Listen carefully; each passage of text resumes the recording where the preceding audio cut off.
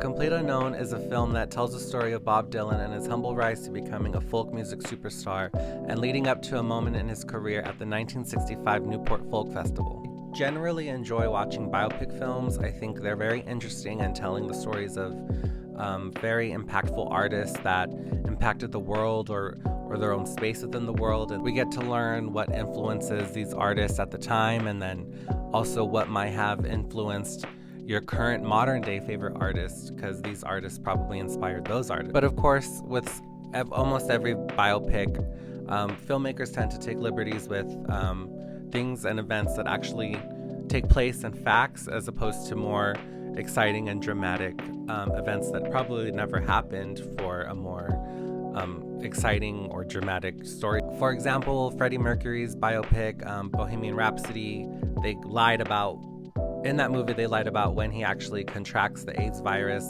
He contracted it earlier in his career, and in the movie, they made it seem like he contracted it later in his career.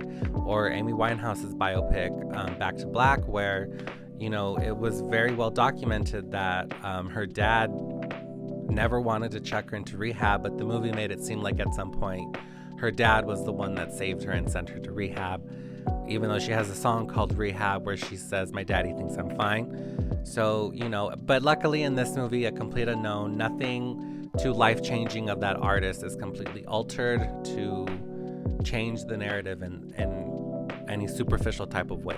After I watch a biopic, I like to do my own research just to see what they actually fabricated and lied about, or what they made up, or what was fiction and what was fact. Luckily in this movie, there's nothing too crazy.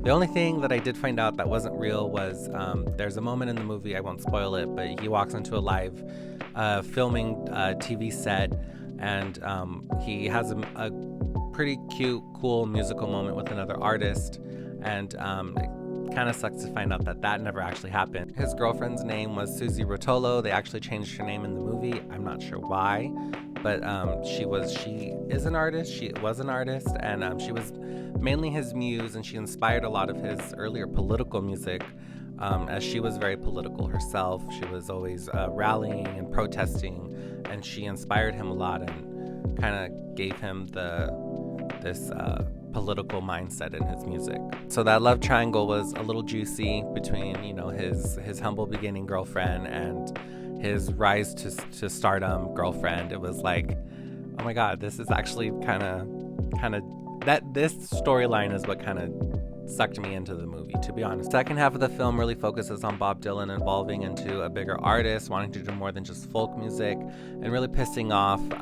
the folk music purists, calling him more rock and roll at the time, and saying he's completely left folk music. He's abandoned what made him big, and he's trying to tell them no, there's still folk music influence in my music. I just want to sound different. I want to sound bigger. I want to sound louder. I want to sound harder. And he's just trying to break away from that mold, trying to be something more. I was also very surprised to see that there's a lot of really great moments between Bob Dylan and Johnny Cash. I'm a pretty big Johnny Cash fan. I had no idea that him and Bob Dylan really even knew each other. I thought that was interesting.